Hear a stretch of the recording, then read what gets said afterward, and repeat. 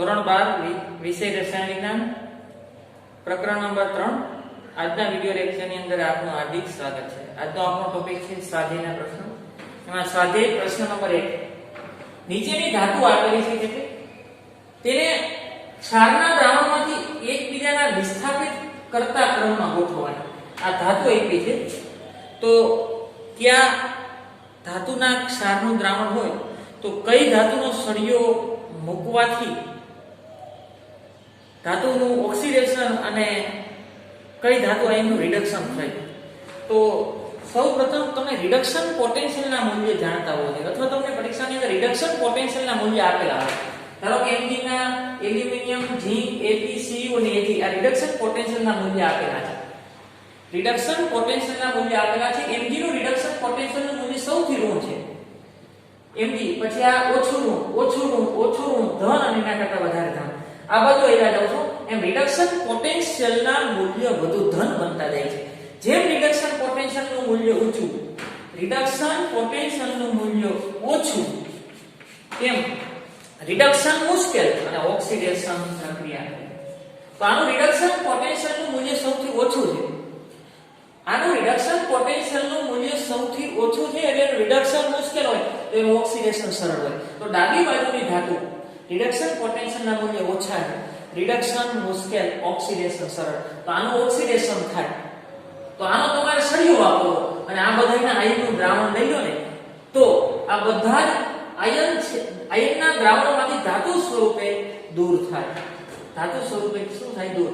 આનો reduction potential નીચો છે એટલે રિડક્શન મુશ્કેલ હોય તો ઓક્સિડેશન થાય અને ઓક્સિડેશન થાય ને તો એ રિડક્શન કરતા તરીકે વર્તે। તે પ્રબળ રિડક્શન કરતા તરીકે વર્તીને નિર્બળ રિડક્શન કરતાને દ્રાવણમાંથી શું કરે? દૂર। તો Mg નો સળિયો લઈ શકું, Mg નો સળિયો લઈ શકું અને આનું દ્રાવણ હોય અથવા આનું દ્રાવણ હોય ને તો રિડક્શન થાય। દાખલા તરીકે Zn2+ નું દ્રાવણ છે તો આનું ઓક્સિડેશન થઈ જાય Mg2+ અને આનું શું થઈ જાય? ઝીંકમાં રિડક્શન થઈ જાય। આનો સળિયો આનું ગમે એનું દ્રાવણ લઈ શકો તો આના દ્રાવણમાંથી ધાતુ આયનનું રિડક્શન ધાતુમાં થાય। આનો સળિયો હોય તમને પૂછે આ એલ્યુમિનિયમ હોય અને Mg2+ હોય તો આ પ્રક્રિયા શક્ય નથી। શું કામ એ પ્રક્રિયા શક્ય નથી? Mg નો રિડક્શન પોટેન્શિયલ નીચો છે તો Mg નું રિડક્શન ન થાય। રિડક્શન પોટેન્શિયલ નીચો છે એટલે રિડક્શન ન થાય, આ પ્રક્રિયા શક્ય બનશે નહીં। આ પ્રક્રિયા શક્ય બનશે। Zn છે, Zn આ ધારો કે Zn નો સળિયો લો, Zn નો સળિયો લો અને આનું દ્રાવણ લો તો Zn નું આનું દ્રાવણ લો તો આનું રિડક્શન થાય? ન થાય, કે આની સરખામણીમાં આનો રિડક્શન પોટેન્શિયલ નીચો છે એટલે એનું રિડક્શન થશે નહીં તો આનું ઓક્સિડેશન થશે। બરોબર? તો આનો સળિયો લો ને તો આનું દ્રાવણ હોય તો આનું ઓક્સિડેશન, આનું રિડક્શન થાય। આનો સળિયો આનું દ્રાવણ, આનો સળિયો આનું દ્રાવણ, જો આનું દ્રાવણ લો તો એનો રિડક્શન પોટેન્શિયલ દ્રાવણ એટલે Ag+, દ્રાવણ એટલે શું થાય? Ag+, એનો રિડક્શન પોટેન્શિયલ ની ઊંચો છે એનું રિડક્શન સરળતાથી થઈ જાય તો આનું શું થઈ જાય? ઓક્સિડેશન થાય। પ્રશ્ન નંબર 2 પ્રમાણિત વિદ્યુતરૂપ પોટેન્શિયલ આપેલા છે, પેલા ચેક કરવા જોશે। જો ઓક્સિડેશન પોટેન્શિયલ હોય તો રિડક્શન પોટેન્શિયલમાં ફેરવી નાખવા K+ નું રૂપાંતર K માં પ્લસ અને 0 ઓક્સિડેશન આંકમાં ઘટાડો રિડક્શન જ છે।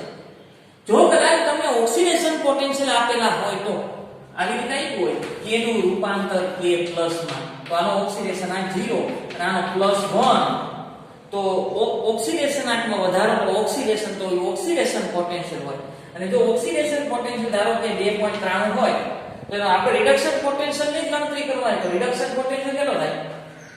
ઓક્સિડેશન પોટેન્શિયલ જો 2.93 હોય તો રિડક્શન પોટેન્શિયલ -2.93 થાય।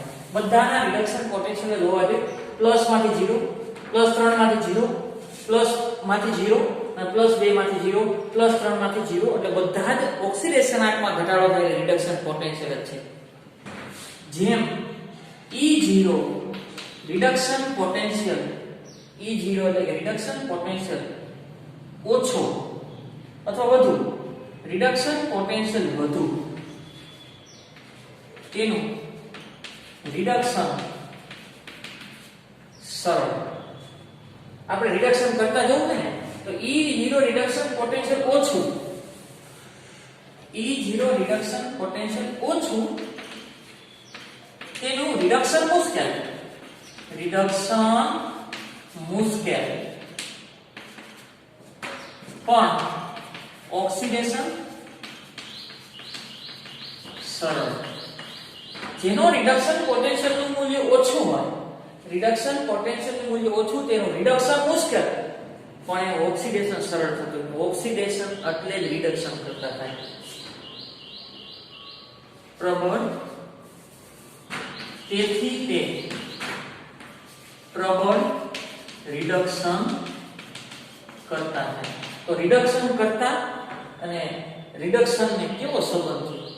રિડક્શન પોટેન્શિયલ ને રિડક્શન કરતા જો પ્રબળ હોય તો રિડક્શન પોટેન્શિયલ ઓછો હોય. તો રિડક્શન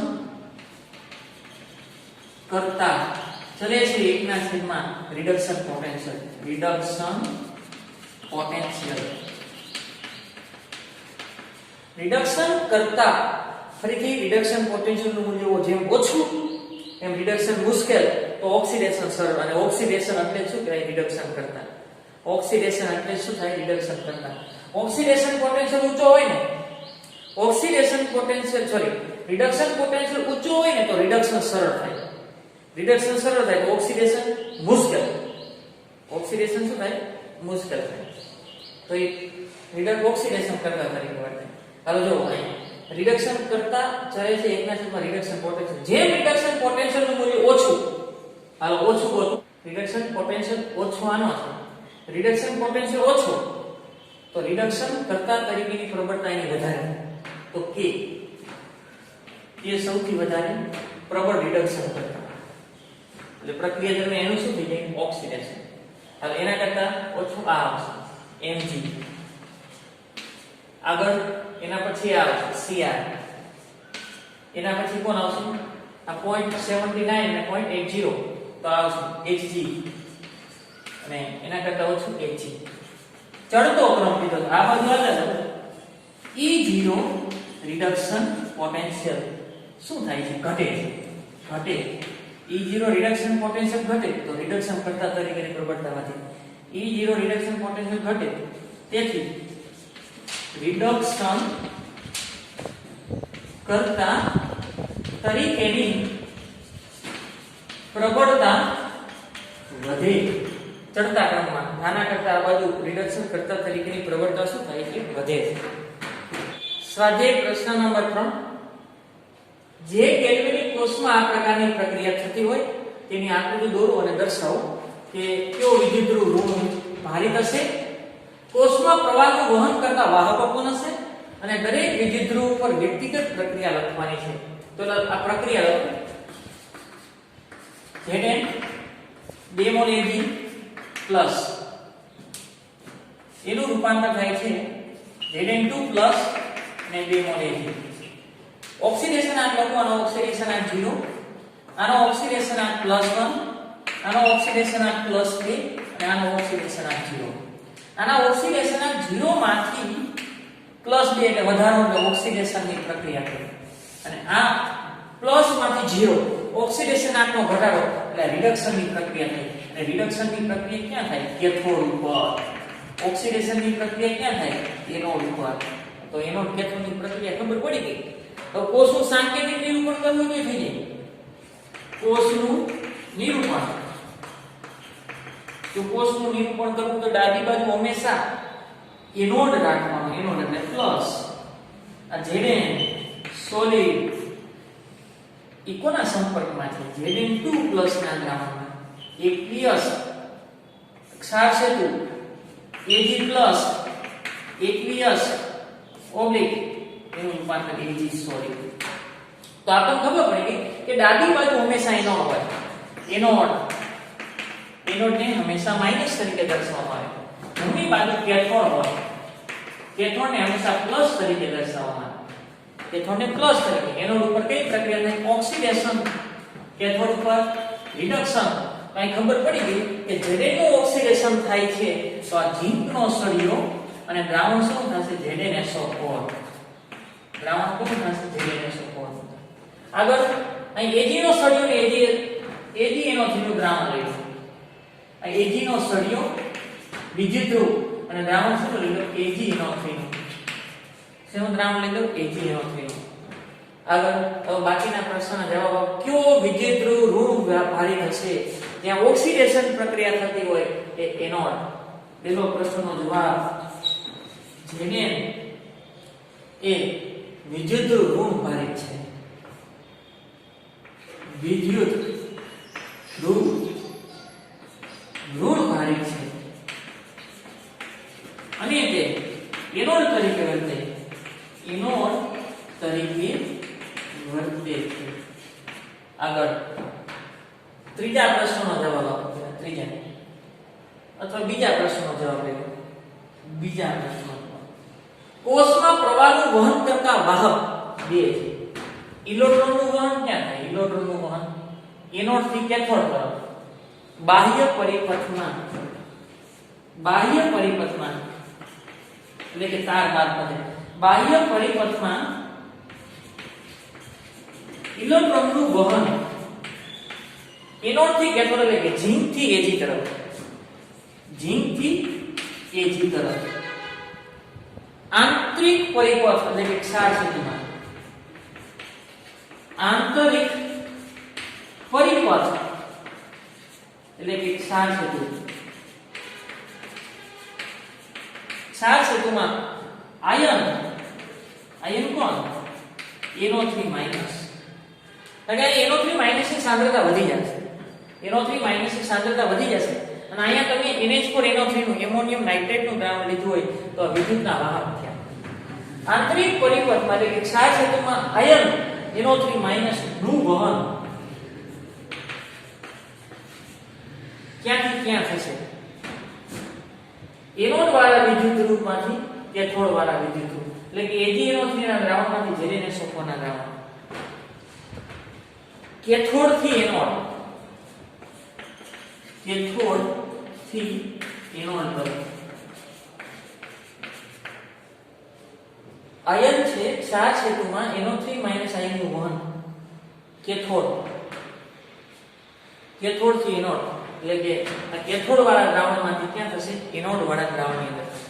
આગળ દરેક વિદ્યુતધ્રુવ પર થતી વ્યક્તિગત પ્રક્રિયા. ત્રીજું પ્રક્રિયા એનોડ ઉપર કઈ પ્રક્રિયા થશે? ઓક્સિડેશન. સળિયો કેનો છે? Zn નો. Zn સોલિડ એ સળિયો ખવાણ થશે. દ્રાવણમાં શું આવશે? Zn2+ aqueous અને 2 ઇલેક્ટ્રોન. આગળ કેથોડ આના Ag+ છે એ આની સપાટી પર આવશે Ag+ અને ઇલેક્ટ્રોન અહીંયા આવશે એનોડ થી કેથોડ ઉપર કઈ પ્રક્રિયા થશે? રિડક્શન. આ Ag+ aqueous એ સળિયા ઉપર આવ્યા. સળિયો ધન વિભાગ બન્યો એટલે પ્લસ ગણાય. આ Zn અહીંયા આવ્યા આ ઋણ વિભાગ બન્યો એટલે માઈનસ ગણાય. અને ઓક્સિડેશન માંથી ઇલેક્ટ્રોન મુક્ત થઈ મેળવશે કારણ કે એનોડ થી કેથોડ તરફ આવશે. Ag+ ઇલેક્ટ્રોન મેળવી લેશે Ag+ નું રૂપાંતર Ag માં થશે રિડક્શન સોલિડ. પછી બે ઇલેક્ટ્રોન મુક્ત થયા થાય 2 અને 3. આ રીતે લખી શકાય. સ્વાધ્યાય પ્રશ્ન નંબર 4 જે કેલ્વિનિક કોષમાં નીચેની પ્રક્રિયા થતી હોય એના માટે પ્રમાણિત કોષ પોટેન્શિયલ ગણો એટલે E0 સેલ. આ પ્રક્રિયા છે. પ્રથમ માટે પેલા પ્રક્રિયા લખી નાખો. 2Cr પ્લસ 3 મોલ Cd2+ એનું રૂપાંતર થાય 2Cr3+ plus 3 mall Cd. Oxidation આંક લખવાનું 0. આનો ઓક્સિડેશન આંક +2 મોલ છે એટલે 3 લખું. અહીંયા એક ક્રોમિયમનો ઓક્સિડેશન આંક +3 2 છે. Cd નો ઓક્સિડેશન આંક 0. ક્રોમિયમનો ઓક્સિડેશન આંક 0 માંથી +6 નો વધારો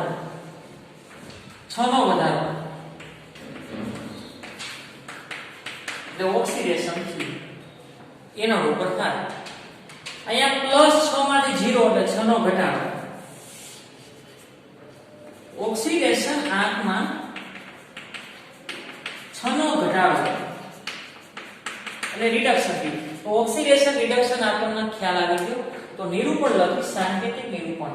આ બધું પ્લસ પ્લસ એટલે ડાબી બાજુ એનોડ ઉપર Cr નું રૂપાંતર શેમાં થાય? Cr3 પ્લસ 4 છે 2 અહીંયા Cd2 પ્લસ નું રૂપાંતર શેમાં થશે? Cd માં. આ સોલિડ આ aqueous અને આ aqueous. શું નક્કી કરવું છે આપણે? કોષનો પોટેન્શિયલ. તો E0 પ્રમાણિત E0 સેલ બરાબર E0 reduction cathode minus E0 reduction anode. E0 cathode ઉપર રિડક્શન ની પ્રક્રિયા. આ બાજુનો ભાગ કેથોડ છે, આનું રૂપાંતર આમાં થાય છે. તો આ રીતે લખ્યું E0 Cd2 પ્લસ નું રૂપાંતર Cd માં માઈનસ અહીંયા Cr નું રૂપાંતર Cr3 પ્લસ માં તો ઓક્સિડેશન થયું. રિડક્શન નો લખો, રિડક્શન પોટેન્શિયલ. જો આમ લખીશું તો ઓક્સિડેશન પોટેન્શિયલ, તો આમ લખવાનું Cr3 પ્લસ નું રૂપાંતર Cr માં. કઈ? એનોડ. આ ભાગ એનોડ નો છે. આગળ E0 cell Cd2 plus Cd2 plus Cd minus 0.40 volt.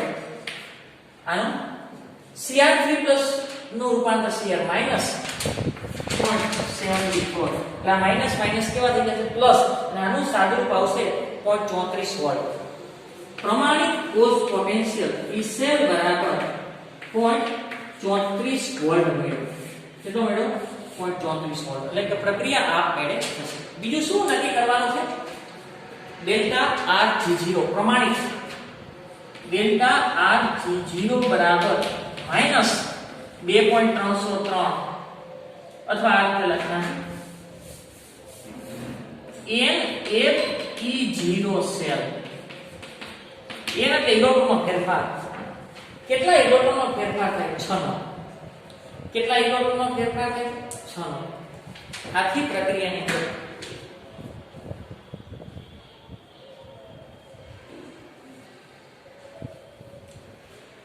6 ઇલેક્ટ્રોનનો ફેરફાર થાય છે. અહીંયા 6 લોકો ફેરાડે અચળાંક 96500 કુલમ અને E સેલ નું મૂલ્ય તમને આજે મળ્યું 0.34 વોલ્ટ.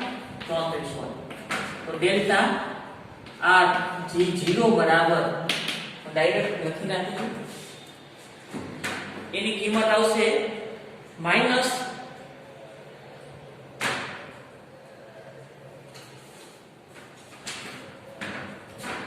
-196860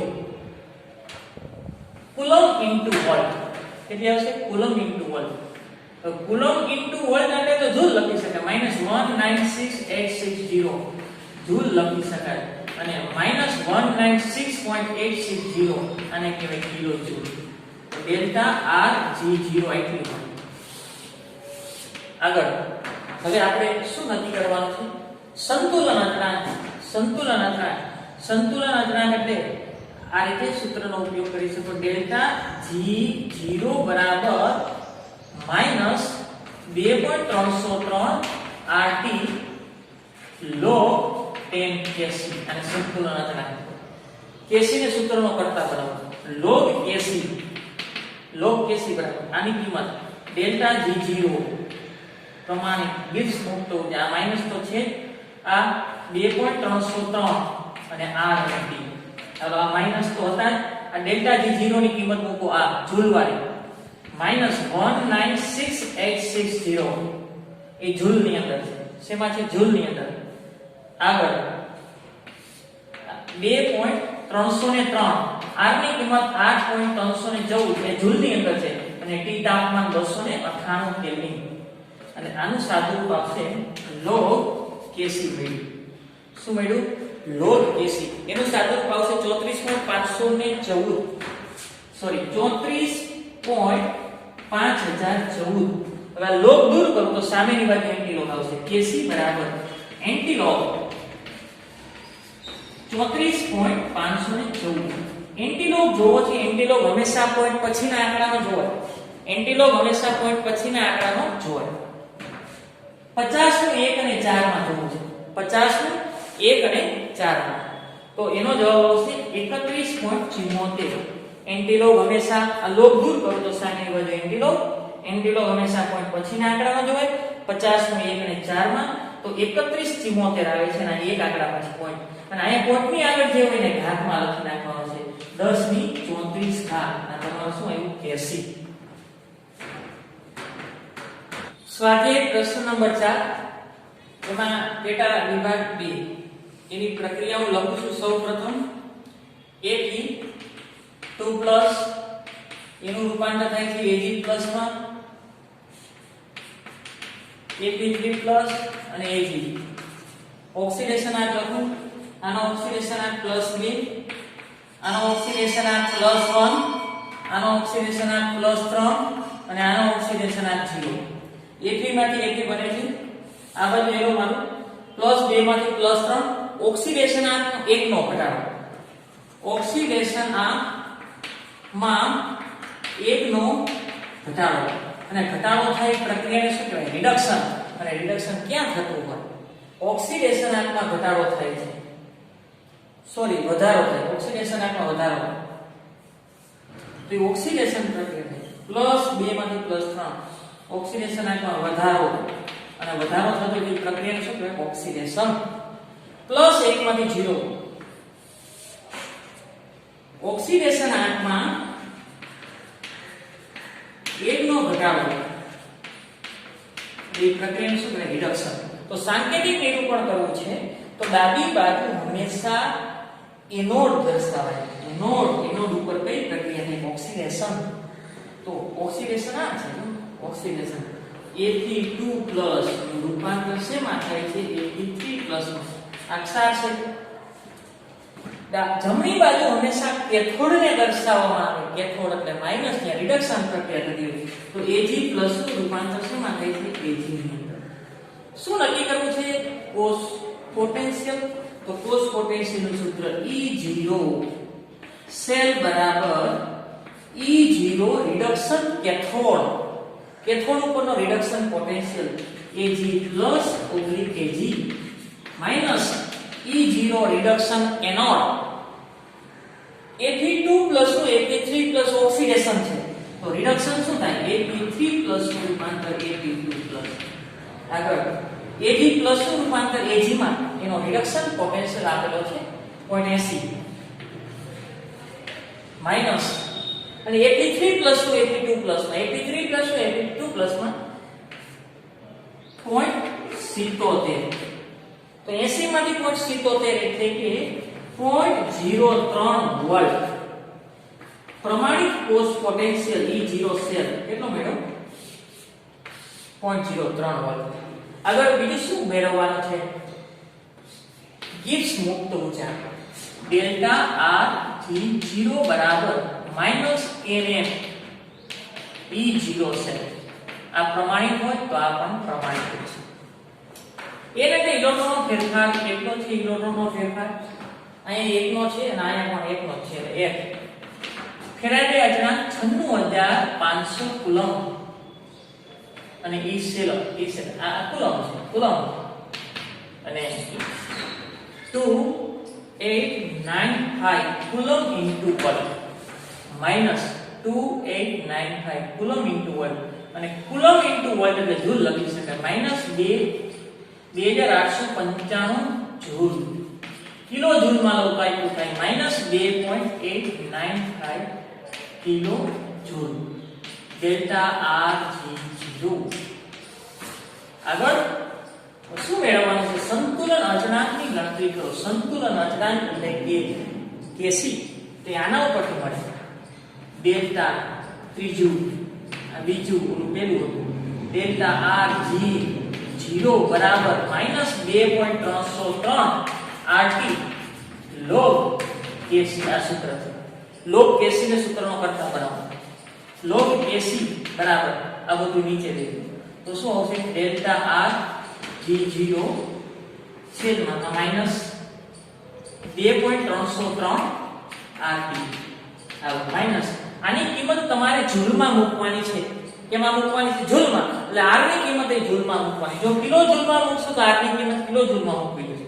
જૂલની અંદર 2000 માઈનસ છે માઈનસ માઇનસ મળે તો એનો અર્થ એવો પ્રક્રિયા આપમેળે થાય.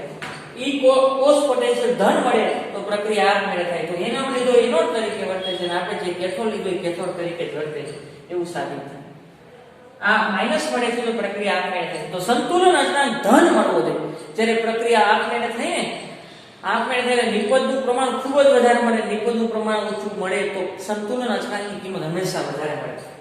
માઇનસ ડેલ્ટા G0 આ 2895 માઇનસ 2895 જૂલમાં.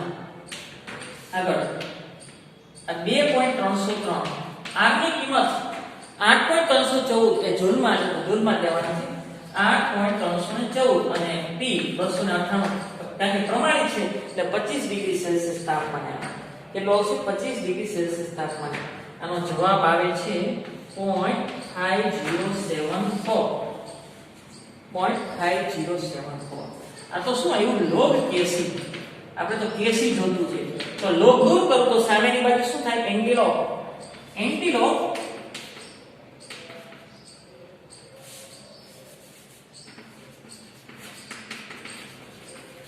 એન્ટીલોગ 0.5074. આનો નિયમ યાદ રાખજો ખાસ. એન્ટીલોગ હંમેશા કોઈ પછીના આંકડાનો જોવાય. 50 નું 7 અને 4 માં 50 નું 7 અને 4 માં જોશો તો 32 16 આવશે. કેટલો આવશે? 32 16. એન્ટીલોગ હંમેશા કોઈ પછીના આંકડાનો જોવાય. 50 નું 7 અને 4 માં જોયા પછી એક આંકડા પછી મોટલા જવાબ આવે. ત્રીજો આંકડો 5 અથવા 5 કરતા મોટો તો આગળ શું કરી દેવાય કે AC બરાબર 3.22. એટલું પણ લખી શકાય. એકમ કઈ આવશે નહીં કારણ કે સાંદ્રતાના છેદમાં સાંદ્રતા શું થઈ જશે? કેન્સલ.